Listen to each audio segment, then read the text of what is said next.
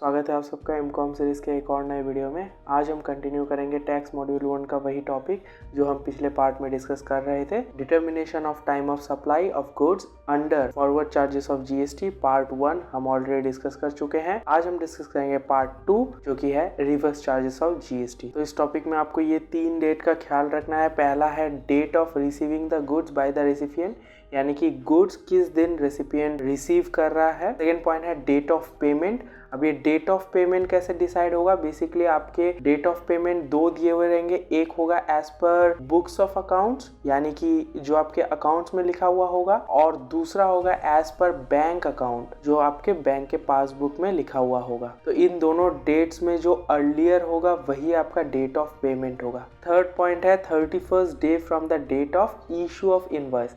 जिस दिन invoice issue किया गया है, सपोज कीजिए 1 अक्टूबर 2022, तो उसके साथ आपको क्या करना है 31 डेज ऐड करना है, और फिर इसके बाद एक नया डेट निकल करके आएगा जो कि होगा 1 नवंबर 2022। तो आपको ये तीनों डेट याद रखना है, A, B, C।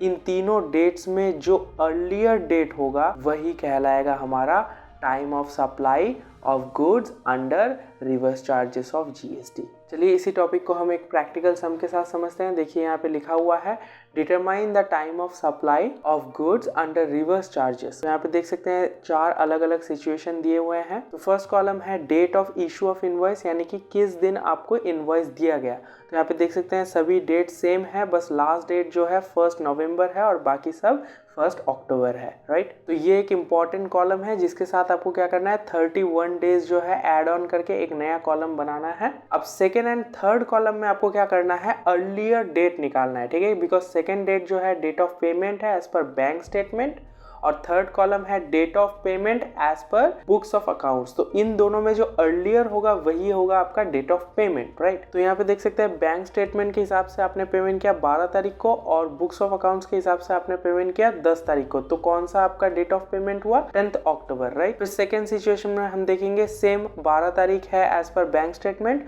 और 10 तारीख है एज पर बुक्स ऑफ अकाउंट्स, तो हम 10 तारीख को कंसीडर करेंगे, राइट। थर्ड सिचुएशन में देखिए क्या है 10 तारीख है एज पर बैंक स्टेटमेंट और 12 तारीख आपने पेमेंट किया एज पर बुक्स ऑफ अकाउंट्स। तो अर्लियर डेट कौन सा है 10 तारीख है, तो हम कंसीडर करेंगे 10th ऑफ अक्टूबर। अब फोर्थ सिचुएशन में देखिए बैंक स्टेटमेंट के हिसाब से आपने पेमेंट किया है 20 तारीख को, बुक्स ऑफ अकाउंट्स के हिसाब से आपने पेमेंट किया 18 तारीख को। तो अर्लियर डेट को हम क्या करेंगे डेट ऑफ पेमेंट कंसीडर करेंगे। तो आपका जो न्यू कॉलम बनेगा उसमें ये डेट, ये वाला और ये वाला, ये चारों डेट आपको लिखने हैं। अब लास्ट कॉलम में आप देखिए जिस दिन रेसिपिएंट को गुड्स रिसीव हो चुका है, date when goods are with the recipient, right. तो 5 अक्टूबर, 15th October, 15th October and 15th नवंबर। तो यहाँ पे कोई छेड़छाड़ नहीं करना है, इस डेट को कॉपी एंड पेस्ट करके लिख देना है।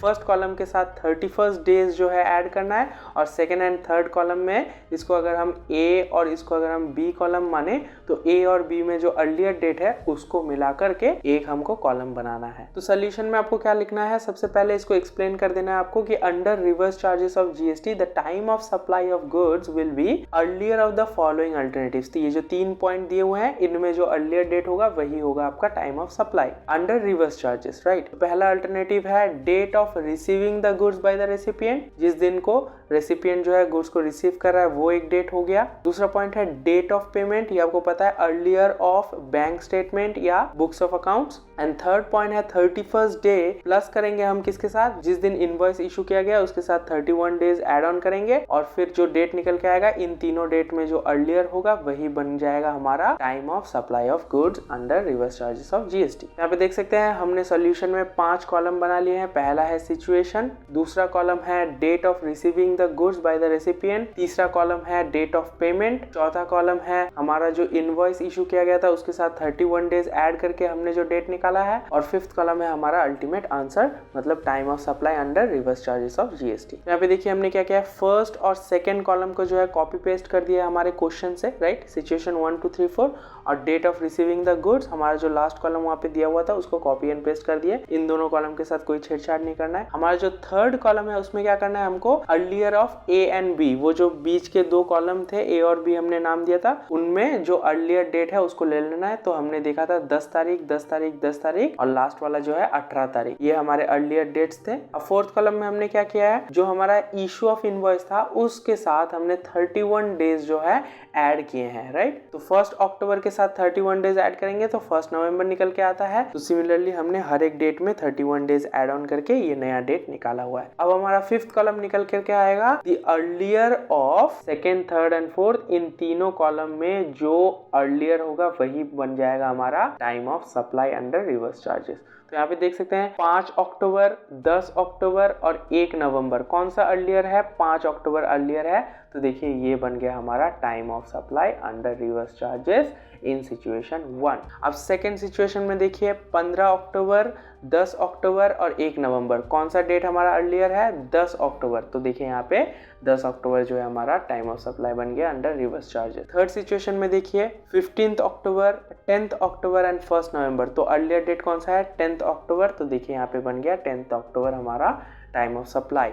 और फोर्थ सिचुएशन में देखिए 15th November, 18th November and 2nd दिसंबर। तो हमारा अर्लियर डेट जो है 15th नवंबर है। तो यही बन जाएगा हमारा time of supply under reverse charges of GST. तो इतने आसानी से आपको 5 मार्क्स मिल सकता है। बस आपको ये अल्टरनेटिव्स याद रखने हैं कि रिवर्स चार्जेस ऑफ जीएसटी के अंदर कौन से 3 अल्टरनेटिव आपको याद रखना है, जिसमें अर्लियर डेट आपका टाइम ऑफ सप्लाई बनेगा, और फॉरवर्ड चार्जेस ऑफ जीएसटी में कौन से 2 डेट आपको याद रखने हैं जिन दोनों का अर्लियर जो है आपका टाइम ऑफ सप्लाई बनेगा। तो time of supply of goods को हमने 2 पार्ट में कंप्लीट कर लिया है। Similarly time of supply of services को भी हम 2 पार्ट में कंप्लीट कर लेंगे।